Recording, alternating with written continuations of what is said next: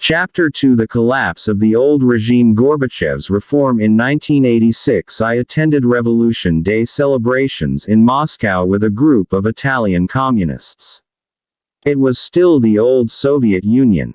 November 7, the supreme celebration of Soviet power.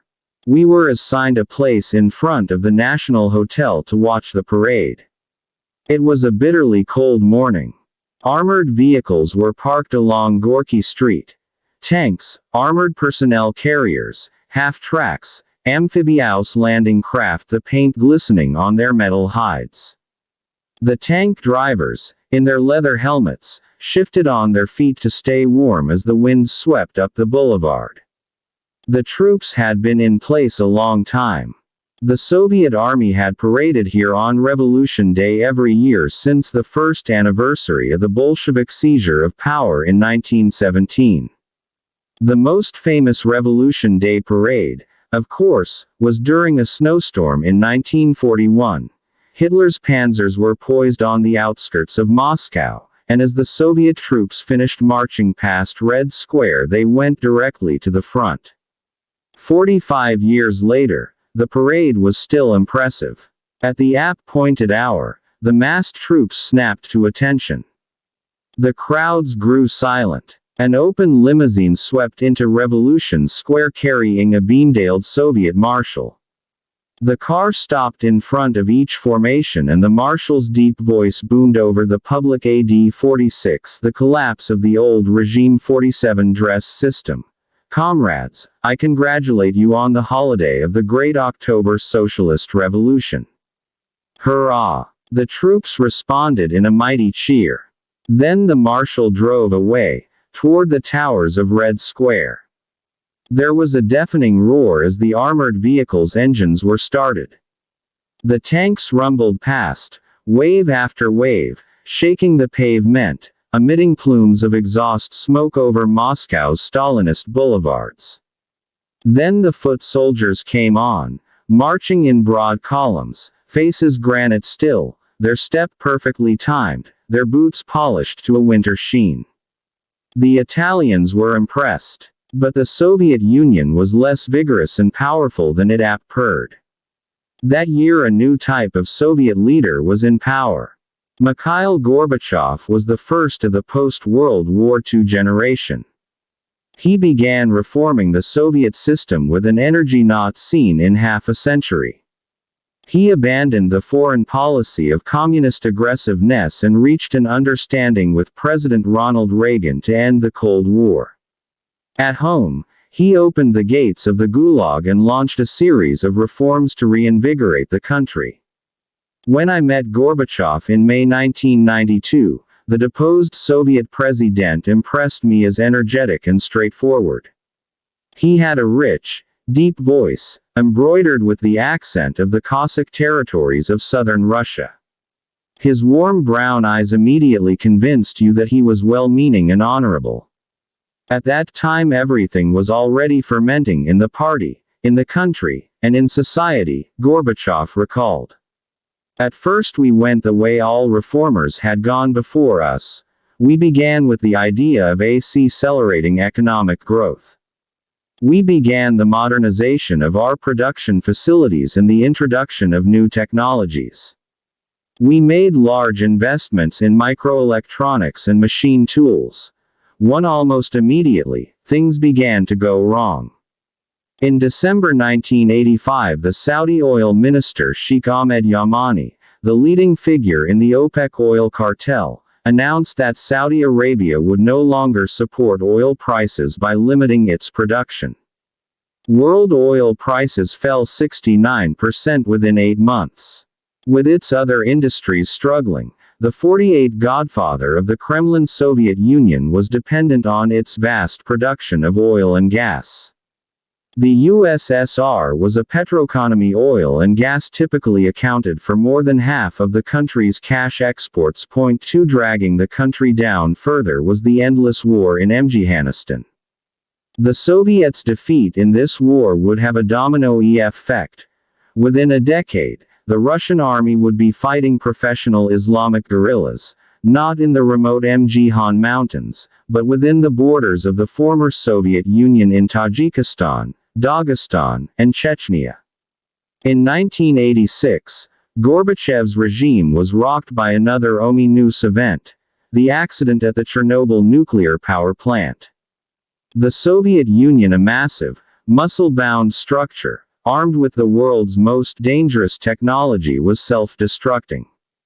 Soviet Khan Summers, meanwhile, received few rewards from Gorbachev's reforms. New housing developments were even shoddier than before. Durable consumer goods, from refrigerators to televisions to automobiles, were still hard to obtain. Soviet economic growth rates continued to decline, and around 1988 the economy stopped growing altogether. 3 With hopes for an economic revival fading rapidly, Gorbachev turned his attention to political reform. He launched glasnost, openness, and perestroika restructuring. For the first time in 7 decades, freedom of speech was allowed.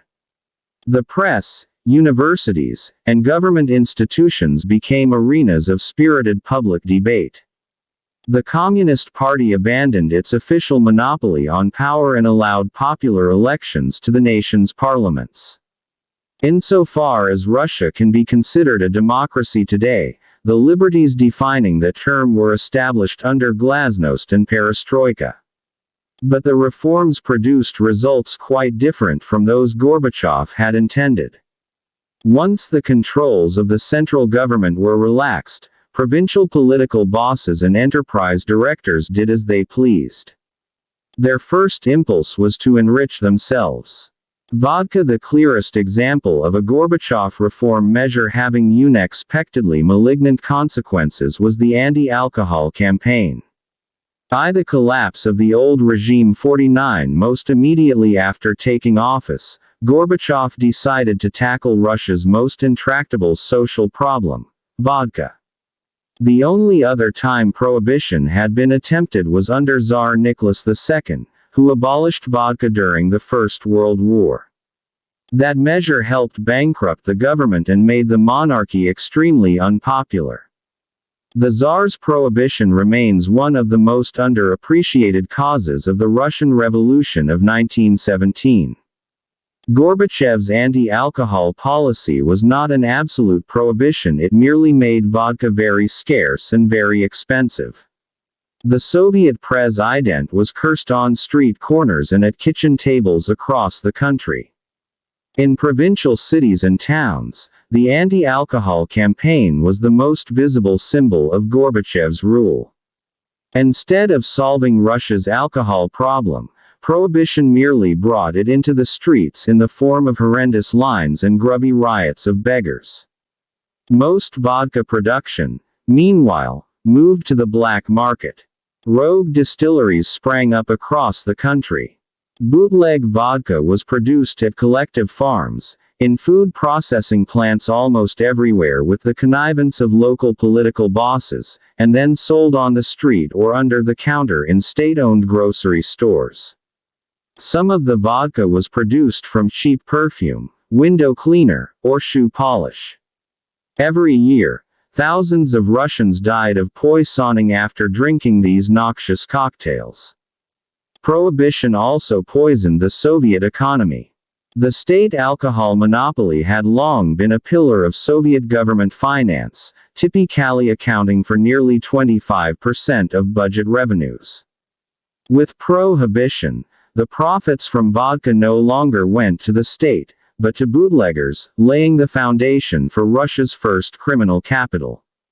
For this bootleg revenue was often invested in cooperatives, the new private businesses, trading companies, banks, restaurants, shops permitted by the reforms.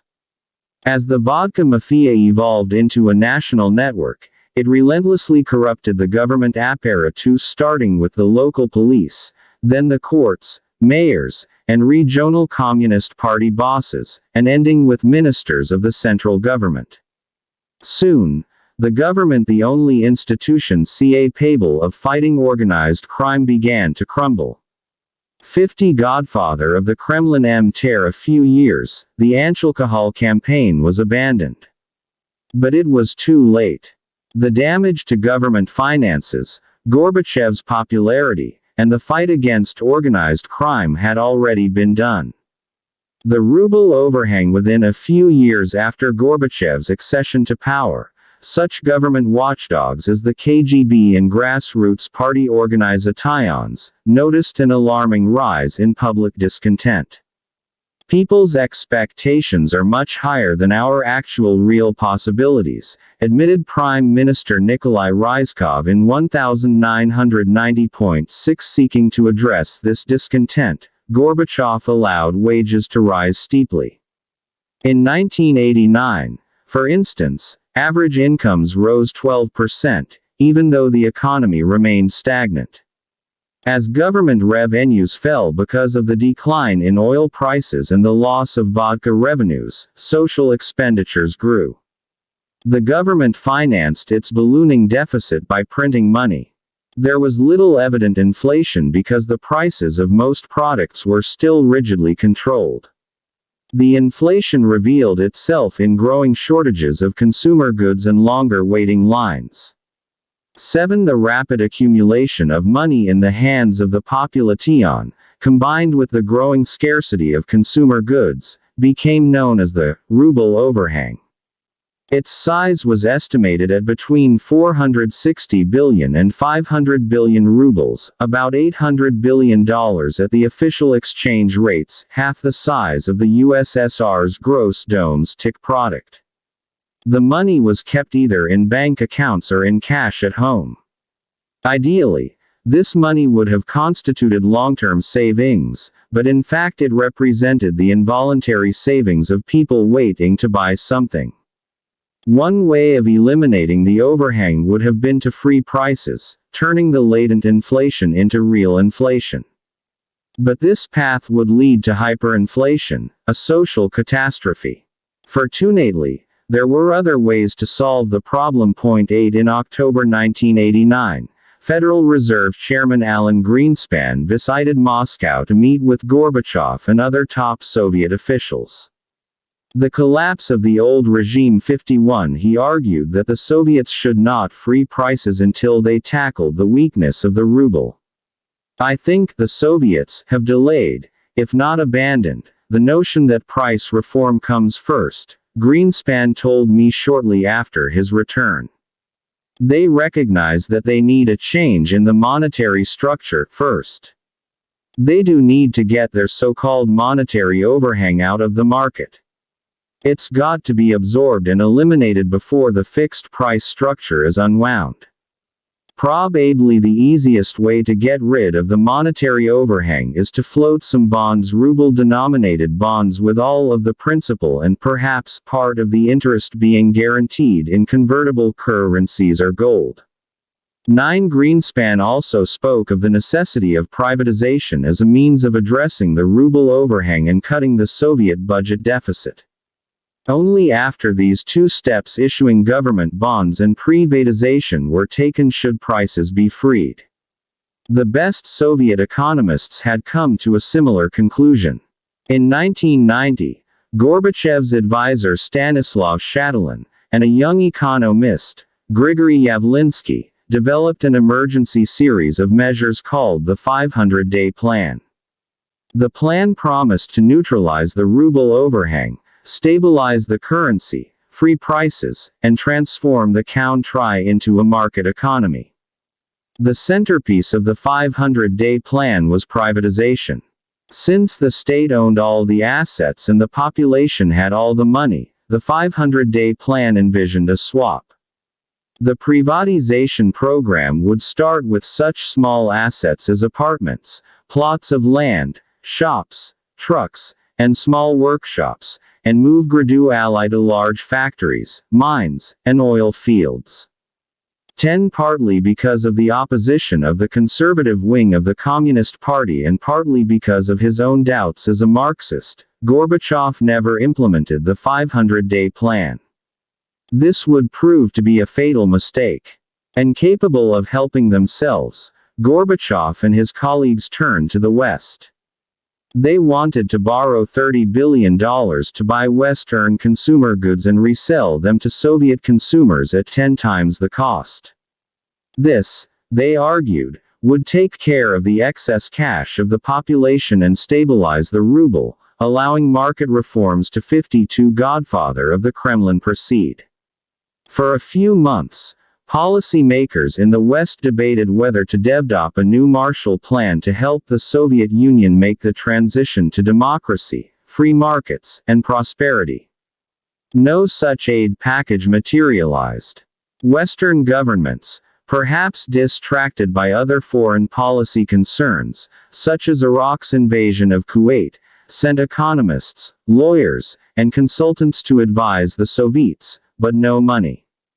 For whatever reason, the U.S. government did not come to the Soviet Union's aid with either bank loans or with debt rescheduling, Gorbachev would later note bitterly.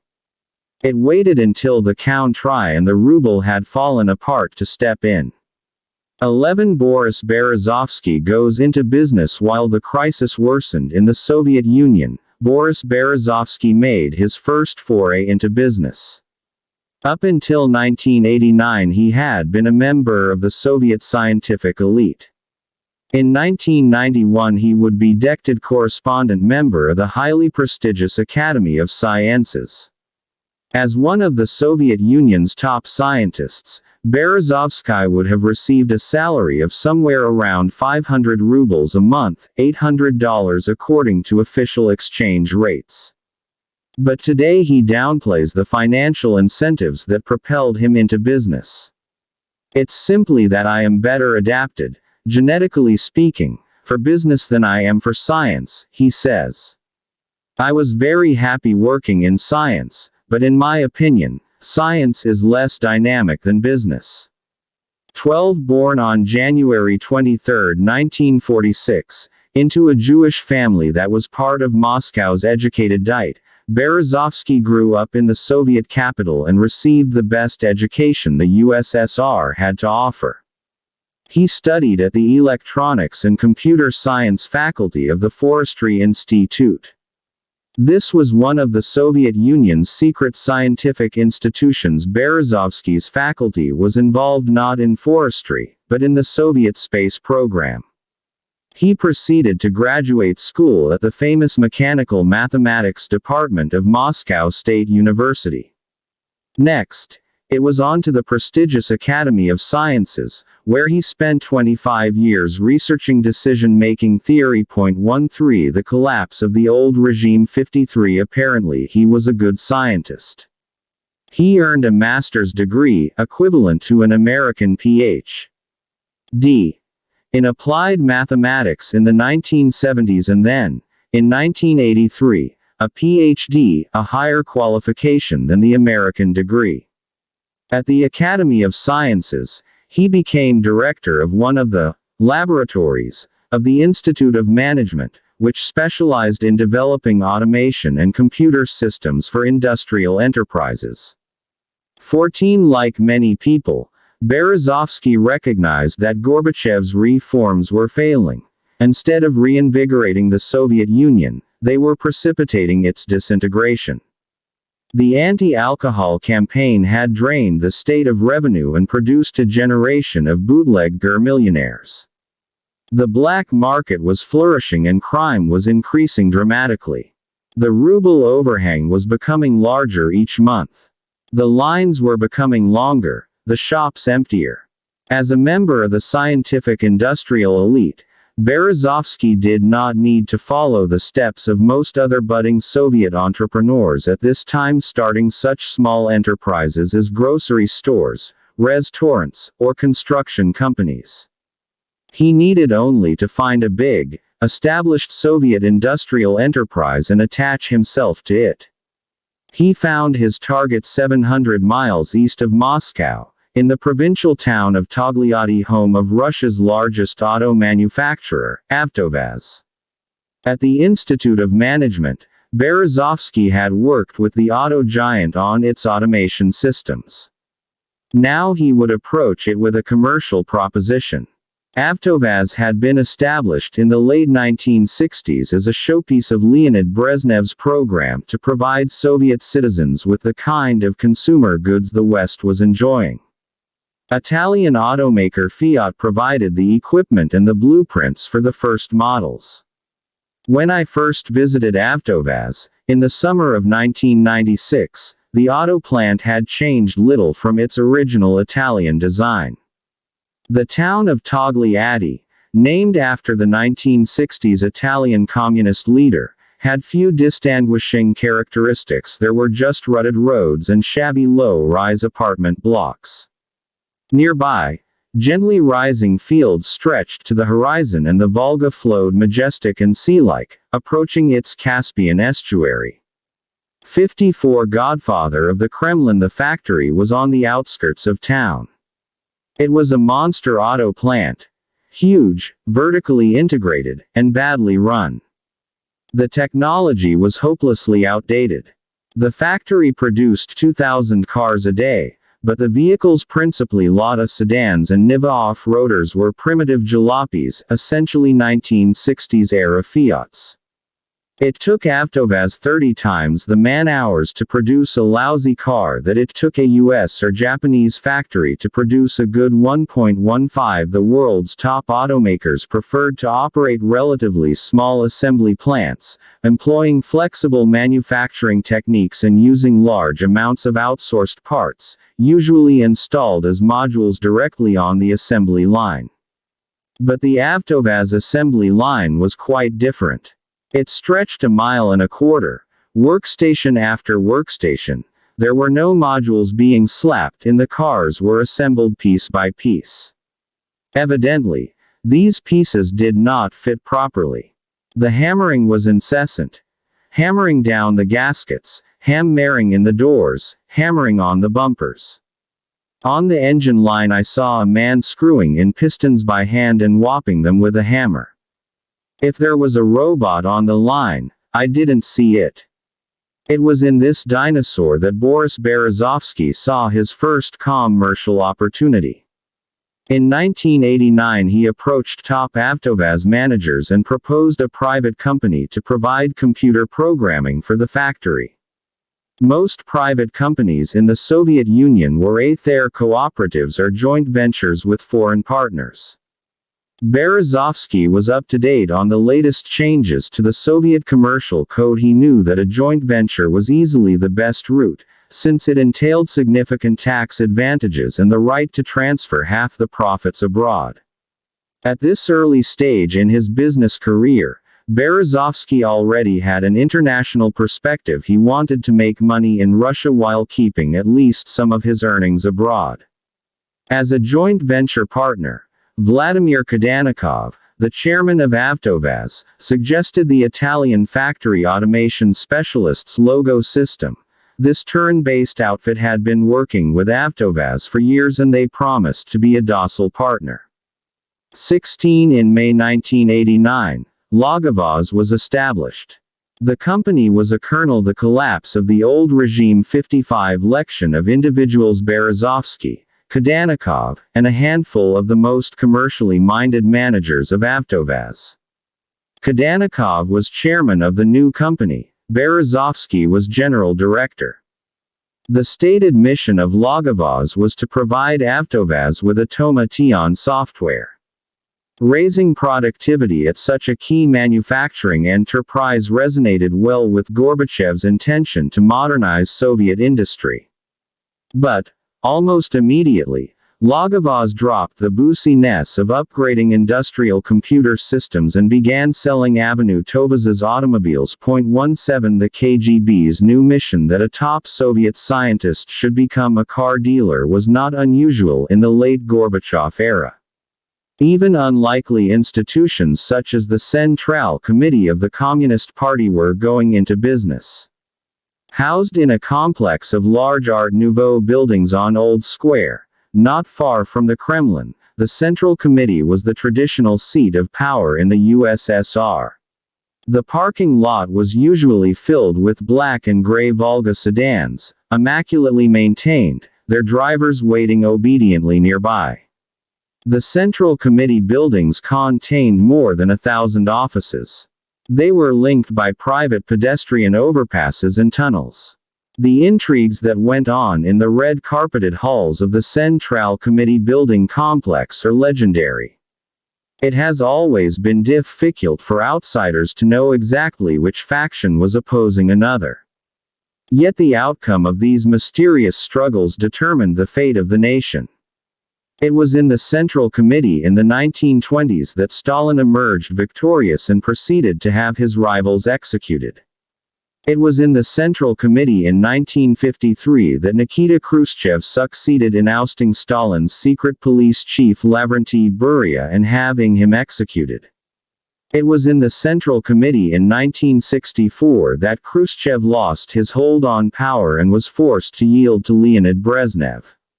It was in the Central Committee in 1985 that Mikhail Gorbachev was designated leader of the USSR.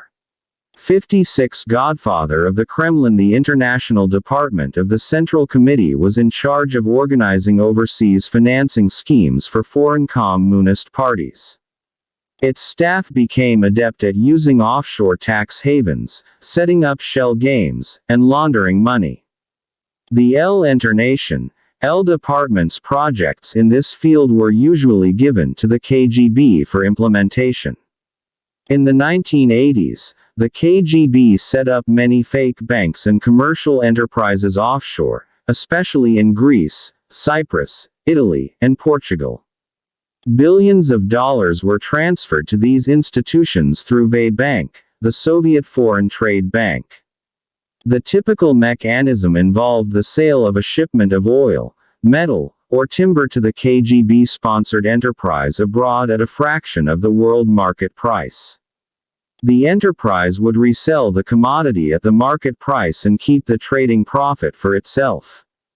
Now, with the Soviet Union's demise imminent, the International Department and the KGB employed the same scheme for the benefit of the Soviet Communist Party itself.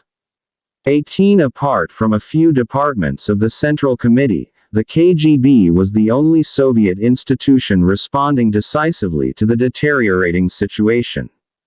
It was given the task of preserving the power of the Soviet Union's ruling caste, the communist nomenclatura, even if communism itself should end.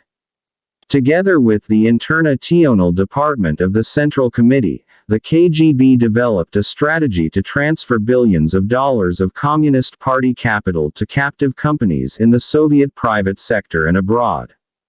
It was an extraordinary operation. 19 Russians have always been good policemen. In the days of the Tsars, the secret police were not just run-of-the-mill snoops, but part of a highly inventive organization, conceiving extraordinary projects on a grand scale. In order to divert Russian workers from revolutionary socialism, for instance, the Tsarist secret police created a rise of monarchist trade unions. These organizations were highly successful until they spun out of control and precipitated the very event the authorities wished to avoid: a revolution. The Soviet secret police were far more zealous than the Tsar's secret police. Until 1991, the KGB was involved in industry, transport of the collapse of the old regime 57 Tion, telecommunications, the army, the police, and culture. It also had a long history of infiltrating opposition groups. The terms agent provocateur and provocation were an omnipresent reality in the Soviet Union and anywhere else around the world where the KGB spread its tentacles. A textbook provocation involved infiltrating the ranks of the opposition to guide your enemies onto the path of self-destruction. The Soviet secret police specialized in such operations and surreptitiously established themselves in such potentially threatening institutions as monarchist societies, dissident groups, churches, Zionist organizations, art circles, and ethnic separatist groups. In the fall of 1990, I met Oleg Kalugin, a major general of the KGB and former head of the agency's Foreign Counterintelligence Division. Kalugin described his agency this way: the KGB was characterized simply by greater flexibility. If the party administration considered that rock music should be banned, for example, the KGB argued that rock should be permitted, but kept firmly under its control. 20 When I asked about whether the KGB had infiltrated the nascent democratic movement as well, General Kalugin, who was normally oblique in his answers, reacted unusually firmly. "Nothing of the kind," he snapped. "There never was such a policy." 9 years later, when Kalugin and I met in Washington, D.C., where the former spymaster was living comfortably in exile, he revealed the true role of the KGB in the birth of democratic Russia. In the landmark elections of 1990, the first free elections for national parliament, as well as republic-level and regional parliaments, the KGB had fielded several thousand candidates. Most were elected. The KGB helped create the first non-communist political party, Vladimir Zhirinovsky's absurdly named Liberal Democratic Party. Zhirinovsky's mission was to talk big, serving as a lightning rod for nationalist sentiment, but to undertake no radical action of any kind. The nationalist group Pamyat, whose extremist rhetoric evinced great cries of alarm in the West in the late 1980s, was also a KGB creation. Some KGB officers assumed prominent roles in the democratic movement. Vladimir Putin, for instance, became a '58 godfather of the Kremlin, top aide to the most eloquent champion of liberty and democracy, Anatoly Sobchak. 21 The man in charge of the KGB's surveillance of the domestic political scene was General Philip Bobkov. A veteran KGB man, already in his late 50s by the time of perestroika, Bobkov was the head of the KGB's Fifth Chief Directorate. The mission of the Fifth Chief Directorate was very broad. It was to look after the political hygiene of the Soviet regime, recalls General Kalugin. That means controlling, first of all, the intelligentsia, as the most infectious part of the population. That means controlling the church, as a representative of a hostile ideology. That means controlling the scientific community, and so on. 22 Bobkov's Fifth Chief Directorate was the arm of the KGB responsible for persecuting Soviet dissidents, from Alexander Solzhenitsyn to Andrei Sakharov. It had perfected the art of planting spies and informers among potentially threatening civic groups, and inserting KGB agents in leadership positions. With the arrival of Gorbachev, however, the Soviet government renounced political surveillance. Bobkov's Fifth Chief Directorate soon began to infiltrate the growing democratic movement and the new private enterprises. Bobkov himself was promoted to deputy chairman of the KGB. He remained responsible for the Fifth Chief Directorate, but also took control of the Sixth Chief Directorate, which had formerly investigated economic crimes and was now responsible for overseeing the new cooperatives' private businesses. 23 In 1990, a certain Colonel Leonid Veselovsky of the First Chief Directorate of the KGB outlined the new strategy in a secret memorandum to a Communist Party functionary named Nikolai Krukina. Krukina was in charge of Communist Party property at the party's Central Committee.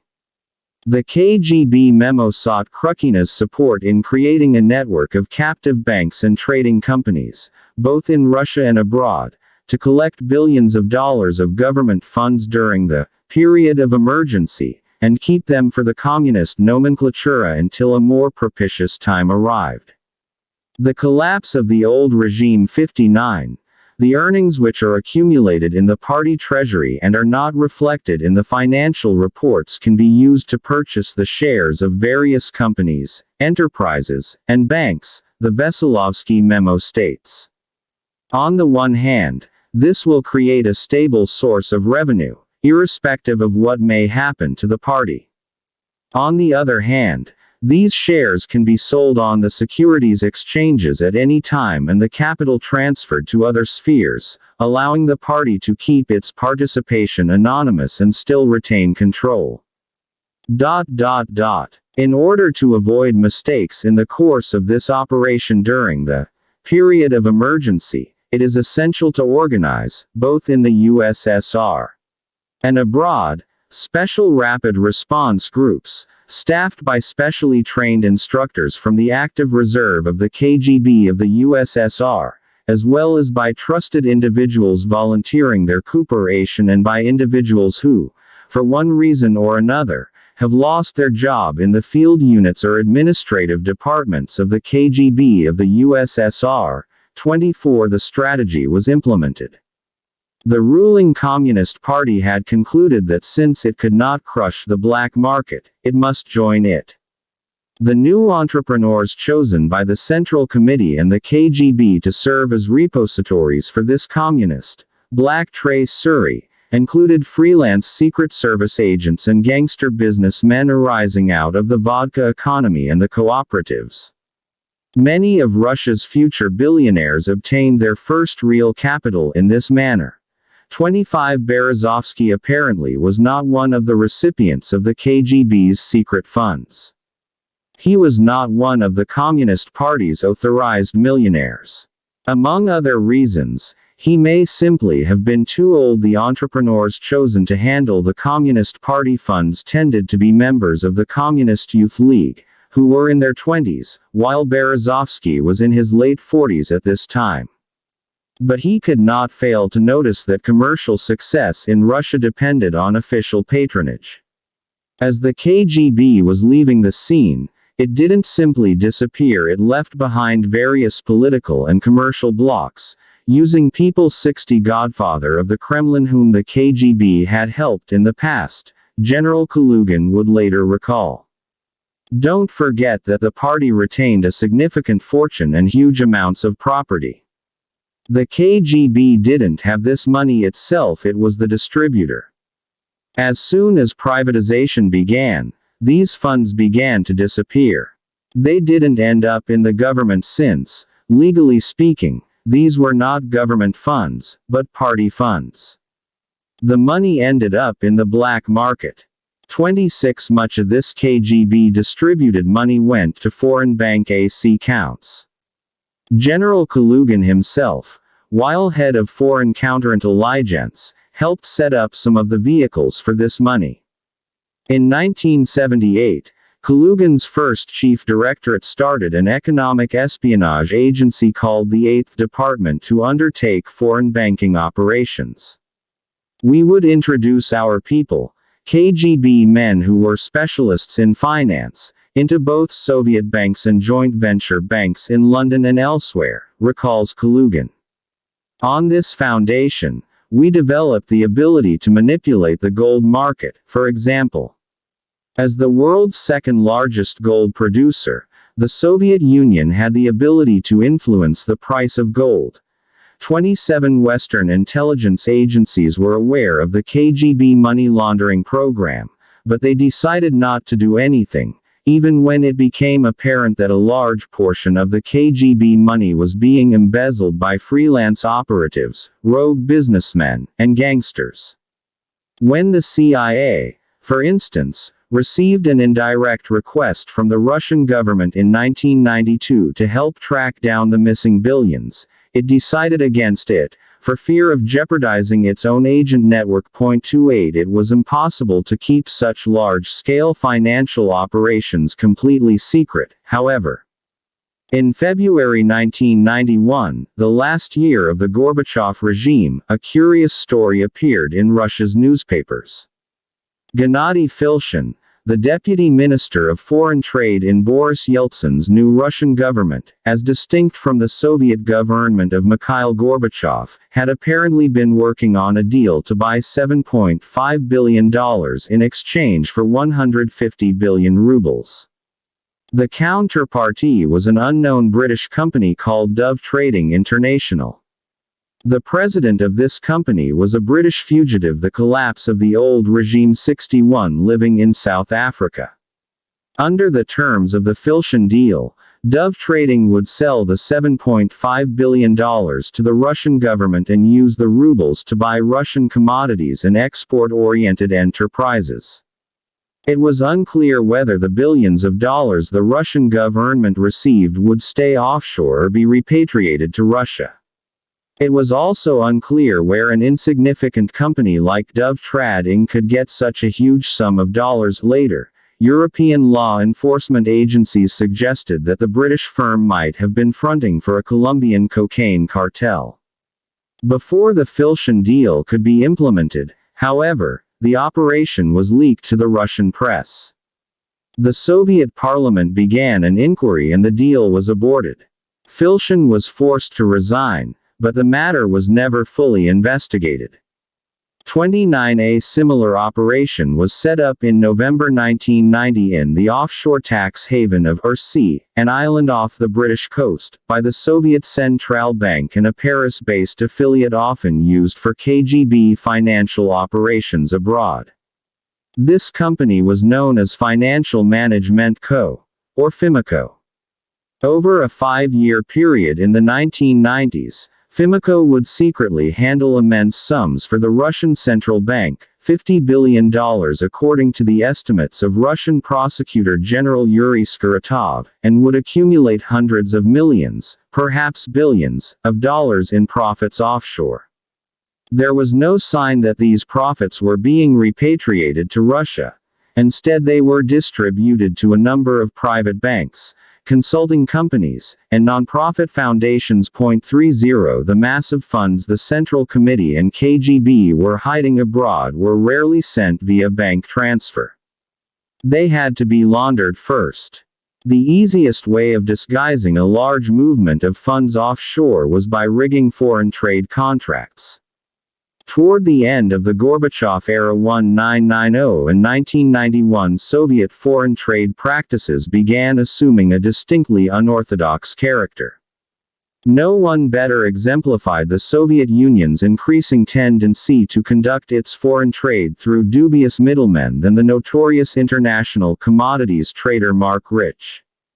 A wunderkind oil trader in the 1970s, Rich had fled the United States in '62. Godfather of the Kremlin 1983, when he was indicted for racketeering, fraud, tax evasion, and trading with the enemy Iran. Now a billionaire in his mid-50s, Rich lived in Zug, Switzerland, where he combined the glamorous life of big-time international deal-making with the furtive existence of an outlaw. Switzerland refused to extradite him, but the United States had strong extradition treaties with most other countries in Europe. Interpol had a red notice on him, giving the highest possible priority to his apprehension. 31 Mark Rich was a businessman who thrived on the misfortune of others. In 1990 he found himself in a tough situation. Metals prices had fallen. Two of his big oil trading partners, Iraq and Kuwait, had dropped out of the world trading system. Many of his traditional markets were drying up. When I asked Rich's trading rivals what was happening with his business, they painted an unremittingly gloomy picture. When there was an embargo on South America, Rich provided them with oil, and they paid handsomely for that, noted Dieter Bocher, director of a London-based metals trading subsidiary of Metallgesellschaft AG. Now that the embargo is being lifted, the margins are slimmer. 32 Latin America. 20 years ago Latin American countries like Chile and Venezuela were very much traders' country, said Jonathan Platts Mills, a director of the British conglomerate Lonrho, plc. But now they've become more sophisticated, dealing directly with clients and suppliers.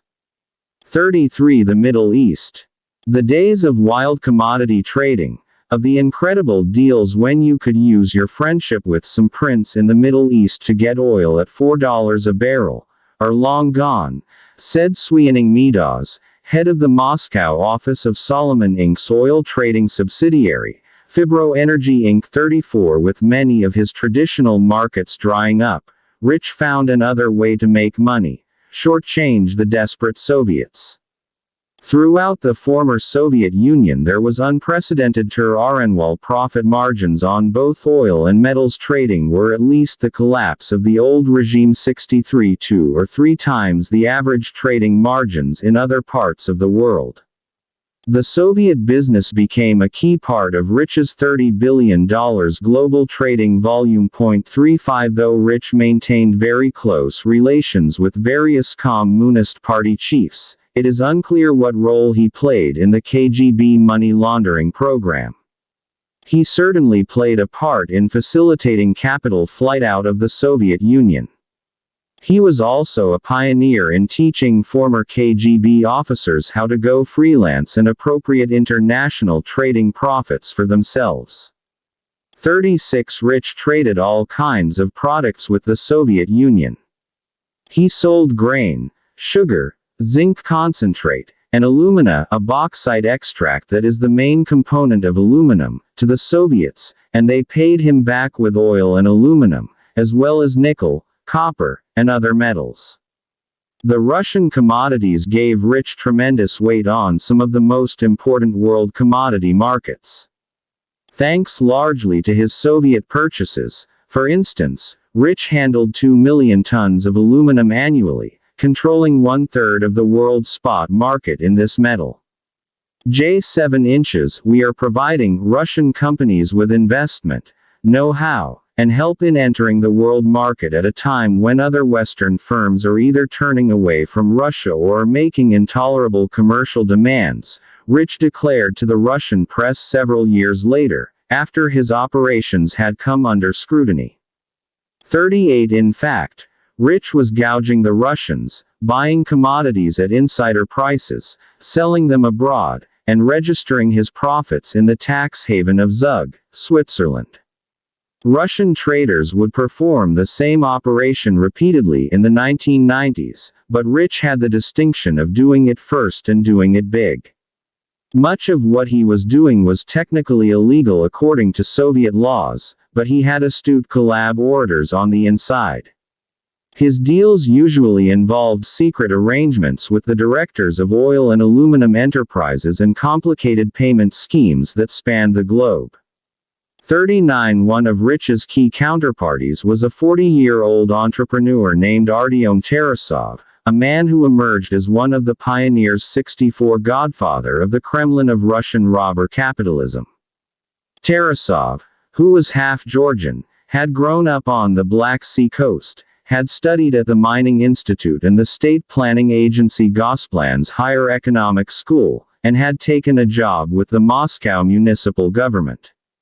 As soon as it became legal in 1987 to establish private businesses, cooperatives, he started a cooperative called Technica, to trade Russian raw materials for personal computers. He made a small fortune. His next company, iStock, grew into an export-oriented empire, including leased railcars, depots, port facilities, ships, and warehouses. 40 In the summer of 1990, Tarasov took an important role in financing the government by participating in the Harvest 90 Inches campaign. This program was devised by the cash-strapped Russian government to pay collective farms with promissory notes, which could later be exchanged for imported consumer goods. Tarasov was chosen to redeem 10% of the outstanding Harvest 1990 promissory notes.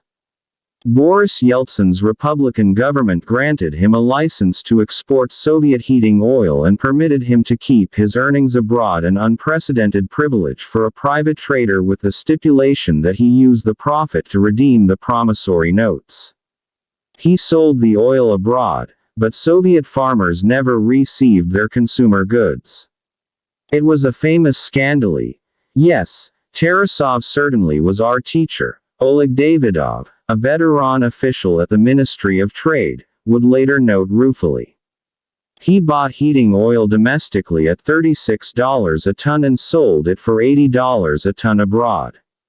And all the while he appeared on TV teaching us that people have to do these kinds of deals, how much money it's possible to earn, and that the Ministry of Foreign Trade is such a bad organization, because it's preventing people from doing this.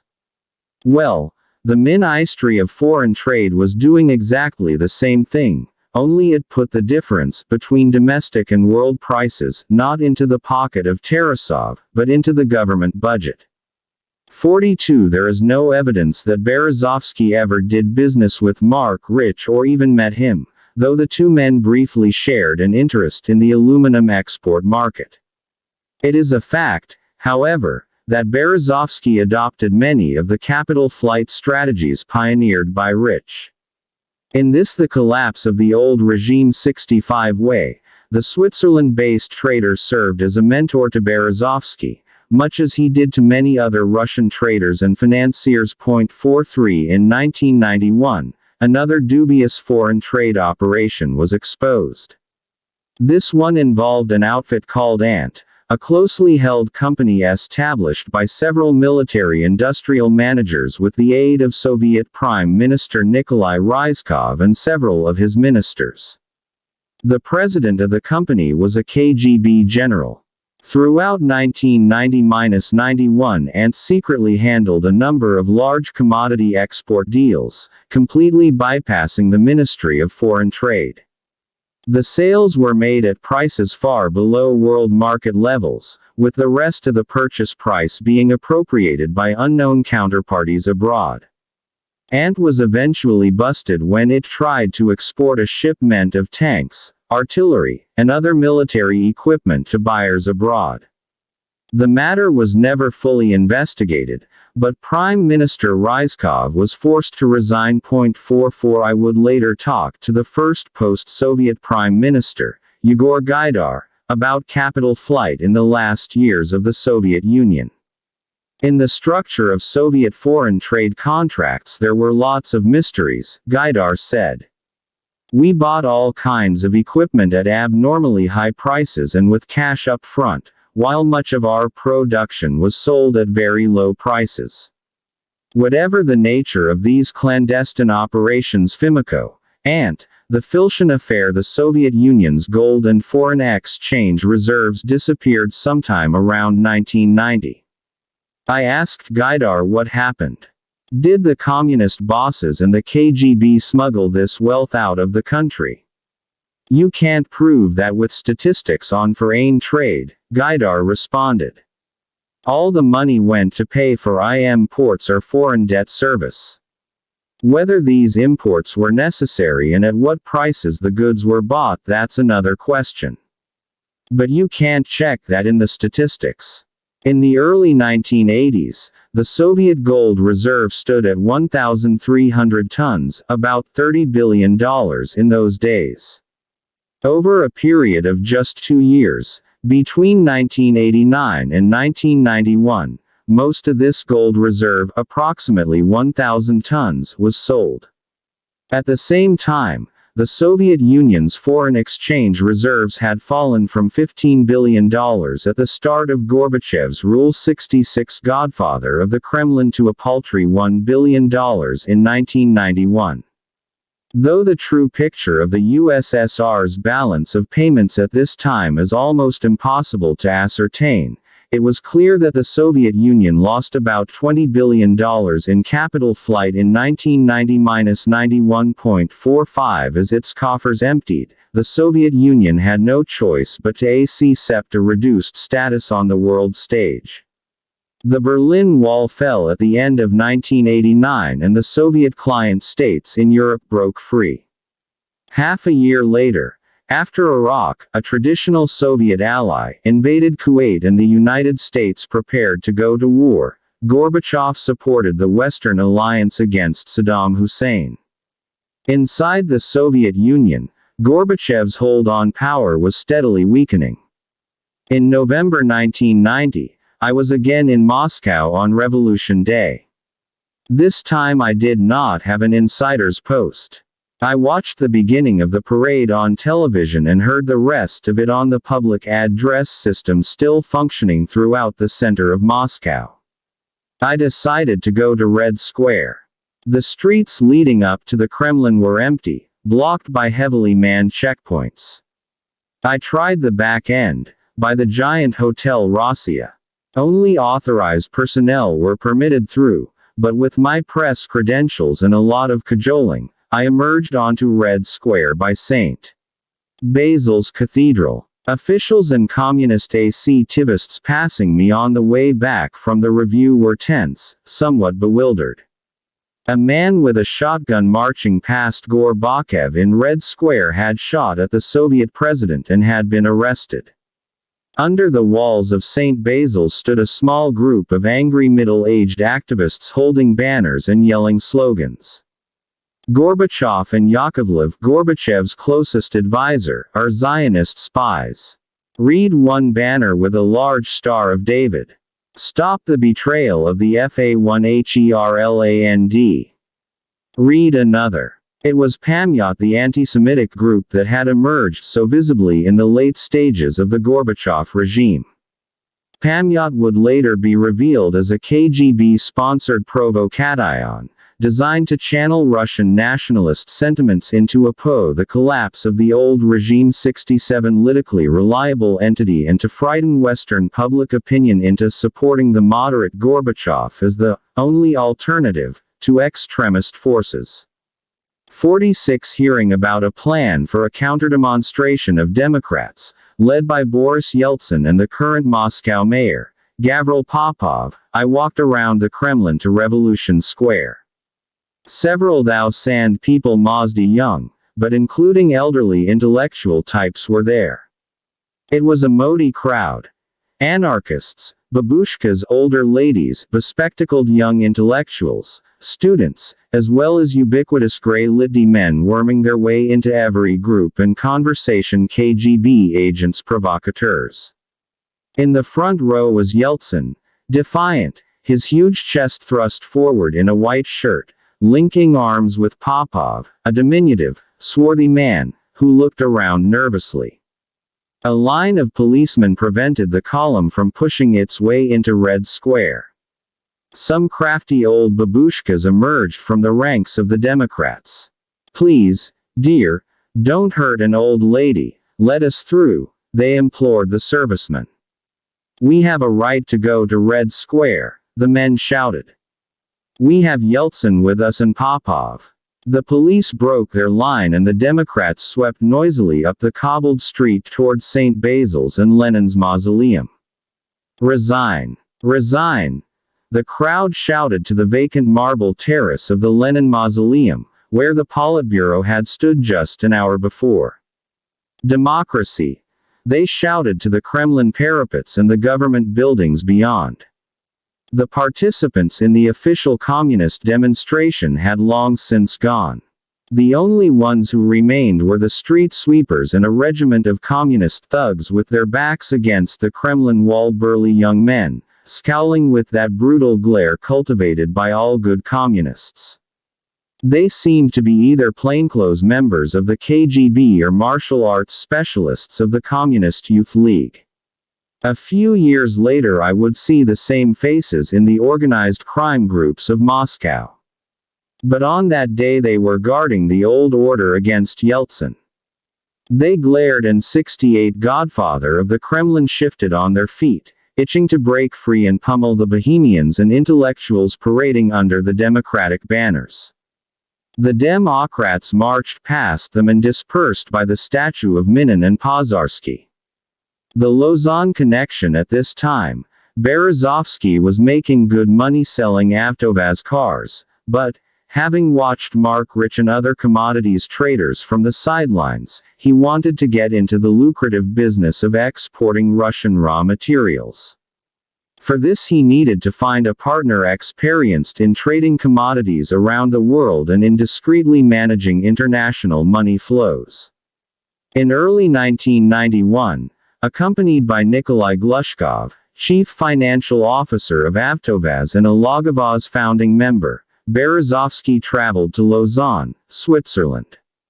Lausanne is one of the financial capitals of Switzerland, not nearly as big as Geneva, in terms of private banking, or Zurich, in terms of corporate banking, but well located and boasting low levels of taxation and regulation.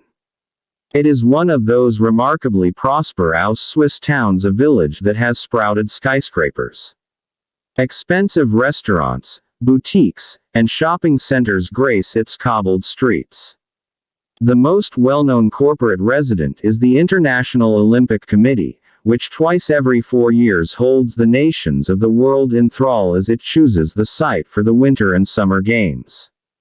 A more discreet resident of Lausanne, but only slightly less international, is the big commodities trading company André & C. Established in 1877 and still owned by members of the André family, the firm trades principally grain and sugar, but also a wide selection of other goods and services around the world. The company's headquarters are in the center of town, a large glass building, set among lawns and pine trees, with a spectacular view of Lake Geneva. In the marble lobby, the security officer sits properly at his desk. Across from him are paintings and models of oil tankers and other bulk carriers. Upstairs, on 5 or 6 well-lit floors, ambitious young traders work the phones and computers. The collapse of the old regime. 69 André began doing business in Russia in 1978, when a number of big Western corporations were trying to exploit détente. By the time Berezovsky approached it, in 1991, André was selling the Russians grain and sugar, as well as Swiss industrial machinery, and wanted to expand its operations. 47 One of the company's point men was Alain Mayer, a middle-aged Swiss businessman who had been working on Russian projects since 1981. Based in Lausanne, Mayer was head of the Russian desk of an outfit called Pinio, Financial Compensation, a semi-autonomous André subsidiary charged with procuring payment from countries without convertible currencies. The Pinio outfit specialized in a variety of counter-trade deals, barter arrangements, and complicated currency exchange schemes in the darker comers of the global market. It is a very opportunistic operation, this compensation department at André, trying to make business out of any opportunity which arises, Mayer recalls. The basis of making it work is getting into contact with partners with whom you feel a common interest. 48 Alain Mayer quickly realized the implications of the changes unleashed by Gorbachev's perestroika. During the Soviet era, business in Russia for Western companies was relatively straightforward. It was important to have the right contacts and introductions, but basically Soviet government officials overseeing the trade deals acted according to precise economic principles. Typically the officials were informed by the central planners at Gosplan that the USSR needed a particular quantity of a particular type of good. Then the only question was which Western firm offered the best deal in terms of price, quality, and delivery schedules. The Soviet Union had an excellent reputation as a commercial partner. The Soviet trading establishment was an honest counterparty, did not engage in bait-and-switch shenanigans, and did not try to renege on the bill.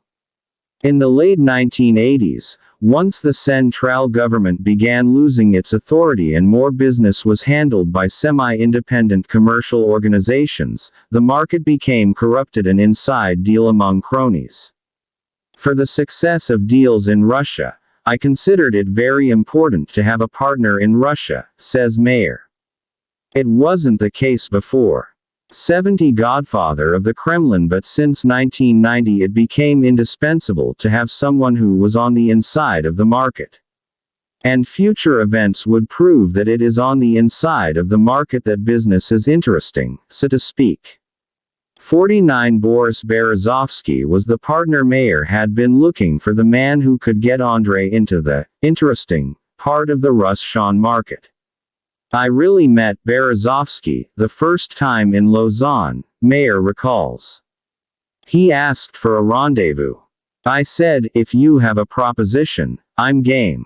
At that time I was very interested in finding a partner in Russia. He presented what he was doing, what Logavoz was doing in cars. I don't remember what we talked about, but I found the person interesting and agreeable. They, Berezovsky and Glushkov, said, "Couldn't we create something together?" We simply replied, "Well, why not?" 51 of the Andrei staffers involved in the early negotiations with Berezovsky was Christian Murray, who would later head up the Swiss grain traders' Moscow office. Murray was impressed with Berezovsky. In contrast to the stereotypical Russian businessman, he gave the impression of already being much more westernized, Murray recalls. As a man, I would say, he has lots of ideas, but the problem is to follow his ideas, to put them into practice. Glushkov, on the other hand, was more matter of fact. 51 The traders from Andrei and C. were eager to get in on the emerging Russian gold rush. We were interested in buying automobiles, says Mayer. We knew that at the time there was already a lot of re-export of Avtovaz cars. We thought it might be interesting to have access to this kind of activity, since we were not involved in these kinds of things at that time. 52 Alon Mayer convinced Andrei and C. to go into business with Berezovsky not only as a counterparty but also as an equity partner in a series of different companies, beginning with Logavoz. Why would a century-old trading house, jealous of its reputation, want to get into bed with a little-known entrepreneur in a market already notorious for its corruption and criminality? The choice at that time in Russia wasn't exceptional, said Mayer. It would have been difficult to find someone with a great reputation in 1991 in Russia, the collapse of the old regime 71 with a fantastic track record. There is a lot of intuition when you judge the qualities of a potential partner. You meet someone, you start something, and then you see what happens next. 53 For his part, Berezovsky wanted to reincorporate Logavoz and retain a foreign-registered company as half-owner, but he was no longer satisfied with Logo System as a partner. Automated control systems were no longer interesting. He needed an outfit specialized in buying and selling. He wanted Logavoz to be co-owned by a Swiss company, but not controlled by anyone but the Russians. He turned to Andrei for ideas. Andrei found the perfect vehicle for Logavoz, a Swiss company called Anros SA. It had been established by Andrei in 1977 for business in Southeast Asia. Anros was owned on the basis of bearer shares, which means the owners are not identified in a register, they are simply individuals who physically possess the shareownership certificates. This practice used to be common in the United States until the stock market crash of 1929. When Anros was founded in 1977, 100% of the bearer shares were held by Andrei. When Logavoz was reincorporated on May 28, 1991, Anros was reincorporated as well, first in June, then in September, with 99% of the shares eventually belonging to the Russian partners. 54 Formally speaking, Logavoz was still a 50-50 Russian-Swiss joint venture, entitled to various tax breaks and to keep part of its profit abroad, but in fact all but a small percentage of the company belonged to Berezovsky and his Russian partners. 55 In the autumn of 1996 I asked Berezovsky who owned Logavoz. The main shareholders are individuals, he answered. The number of shareholders in Logavoz can be counted on the fingers of one hand. These are the people who founded the company. 2 of them have no business other than Logavoz and they are my principal partners.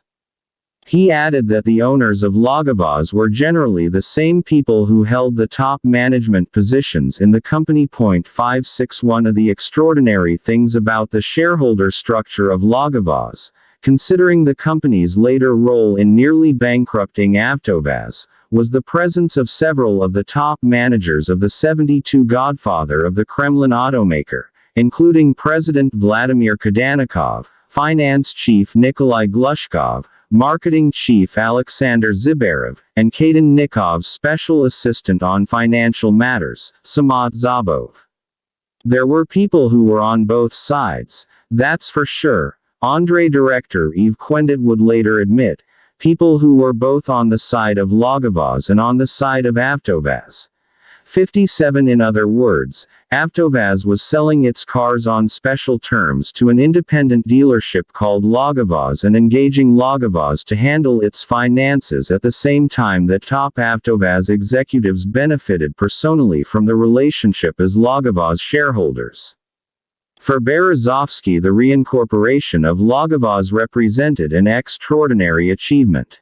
The Soviet Union had not yet fallen, and here was a Russian businessman, operating without the advice of the KGB or other internationally minded parts of the Soviet establishment, setting up a sophisticated international financial structure, complete with reputable foreign partners, shell companies, and tax shelters. The joint venture with Andrei and C. confirmed Berezovsky as one of the pioneers of Russia's peculiar version of capitalism. The car dealer had established the two key elements of the strategy that would make him immensely wealthy: a personal connection with the managers of a major Russian enterprise and the international financial network to bleed that enterprise of cash flow. The Putsch dissatisfaction continued to grow throughout the Soviet Union. Cigarettes were scarce and tobacco riots broke out in many cities. Mobs of deprived smokers trashed shops, kiosks, and bus stations. 58 The 1991 grain harvest forecast was down 23%. Soviet farmers began distress slaughters of their livestock. Food stores were emptier than usual. There were reports of desperate villagers hijacking freight trains on the Trans-Siberian Railroad. As the government's deficit continued to grow, Gorbachev was forced to reduce social spending. For the first time in the Soviet Union's history, there were coal miner strikes and mass labor unrest. Gorbachev has only the collapse of the old regime 73 months left in power, Oleg Voronin, a coal miner leader, told me in early 1991. Meanwhile, the policy of covering the deficit by printing money meant that a monetary explosion was imminent. Something had to be done quickly. But the Gorbachev government was paralyzed by indecision. 59 My friends talked about an approaching military coup. The Soviet army was unhappy, having lost its East European client states and having been forced to reduce spending and retire 500,000 army officers. Army units were now confronting rebellious crowds with live bullets in several cities: Vilnius, Baku, Tbilisi. Two Soviet republics, Armenia and Azerbaijan, were engaged in open warfare for the disputed territory of Nagorno-Karabakh. General Boris Gromov, former commander of the Soviet forces in Afghanistan, was often mentioned as a candidate for the role of Napoleon to carry out the coup d'état and revive the country. Then, on August 19, 1991, an astonishing spectacle unfolded before the world. On CNN, in yellow, fuzzy pictures, filmed at night, there were tanks on the streets of Moscow. Tank and paratroop units had seized control of the capital. Gorbachev was being held captive at his Black Sea villa. An entity called the State Committee for the State of Emergency (GKCHP) had taken power. Unhappy army officers and disgruntled Communist Party members were carrying out a putsch against Mikhail Gorbachev and his reforms. The new parliament of the Russian Federation, based in a white skyscraper on the Moscow River nicknamed the White House, was holding out, however. The elected president of the Russian Federation, Boris Yeltsin, had at first been stranded by the coup, waiting helplessly in his dacha outside Moscow. By means of an audacious sleight of hand trick, Yeltsin's loyal bodyguard, Alexander Korzhakov, managed to smuggle him into the White House. On the way, Korzhakov and Yeltsin passed through a cordon of KGB special troops who had apparently been ordered to prevent the Russian president from reaching his destination at all costs. Surprisingly, the KGB troops failed to fire a single shot. 60 The armed forces loyal to the putsch surrounded the White Seven, Godfather of the Kremlin house, but democratic activists HDD them off during the perilous midnight hours. A tense two-day standoff ensued. Several army units, including the Krak-Tula paratrooper division of General Pavel Grachev and General Alexander Lebed, refused direct orders to storm the Democrats' bastion. Instead, the paratroopers formed a cordon of armored vehicles to guard the White House against disorder and vandalism. It was a key turning point in the siege. Both Grachev and Lebed would be rewarded with high government posts in the Yeltsin government. Grachev as Minister of Defense, Lebed as Secretary of the Security Council. 61 On the third day, the army units retreated. The leaders of the coup fled and were soon arrested. Boris Yeltsin made his dramatic speech from the White House balcony, and hundreds of thousands of joyful citizens celebrated democracy in Red Square with a gigantic Russian, non-communist flag. On Lubyanka Square, in front of the KGB headquarters, the KGB-sponsored nationalist organization Pamyat led a mob in removing the statue of Fdix Dzerzhinsky, the founder of the Soviet secret police. Throughout the attempted coup, the majority of the Soviet population remained neutral. Their destiny had been decided by a surprisingly small group of politicians, soldiers, and activists. With the failure of the August putsch, the KGB, which had served as the sword and shield of the Communist Party, fell apart.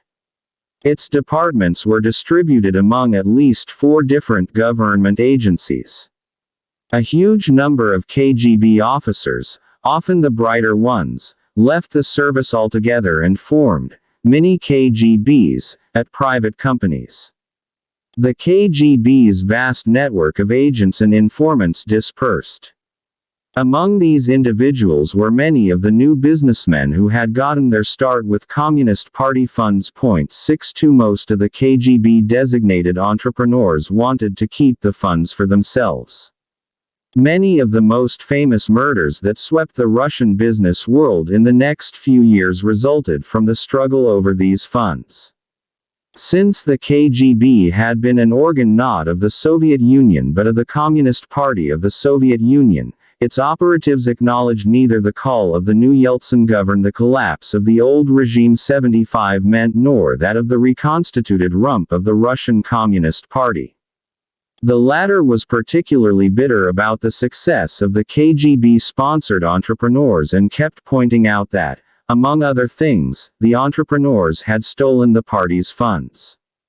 Parking Communist Party funds in commercial enterprises was not the only KGB-sponsored perestroika project that would ultimately harm Russia. The KGB also infiltrated and sponsored leading organized crime groups.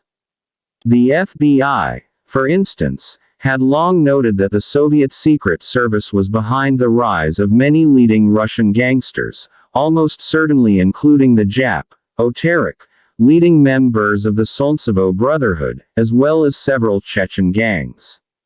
It would not be long before the agents would break from the control of the masters and transform the country in their own image. 63 Here was the root of Russia's downfall.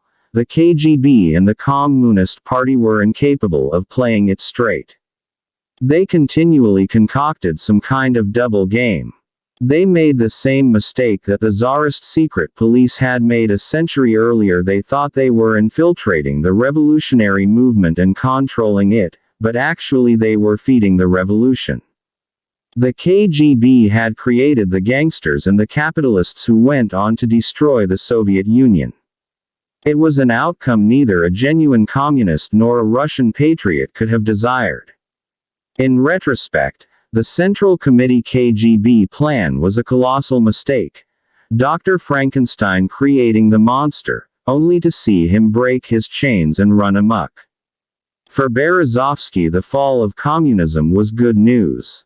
He had never been particularly close to the power brokers of the Soviet Communist Party, but he was on very good terms with new authorities Yegor Gaidar, Anatoly Sobchak, Anatoly Chubay, and the other, young reformers, who constituted Yeltsin's kitchen cabinet. Some of them, like Pyotr Avayan, the young economist who was Yeltsin's new Minister of Foreign Trade, were old family friends. Others, such as Mikhail Khodorkovsky, the Deputy Minister of Fuel and Energy, would soon be close business associates. Still others were social acquaintances made in the 1980s. On September 6, 1991, just 3 weeks after the August Putsch, Lagavaz received a special Export 76 Godfather of the Kremlin license from the Ministry of Foreign Trade. This gave the car dealer permission to export oil, aluminum, and a variety of strategic raw materials. Berezovsky could now proceed with his plan to tap into Russia's prime sources of hard currency. 64 Death in the courtyard. The fall of Soviet communism was largely a bloodless affair. Officially only 3 people died during the putsch, 3 democratic activists crushed by tanks. There was another notable casualty, however. Nikolai Krukina, the man who controlled Communist Party property at the Central Committee headquarters at Old Square. Several days after the putsch, Krukina jumped out of his office window. With this death, Russia's new entrepreneurs could breathe easier. The man who knew where all the Central Committee and KGB money was parked would not be able to divulge his secrets to the world. 65.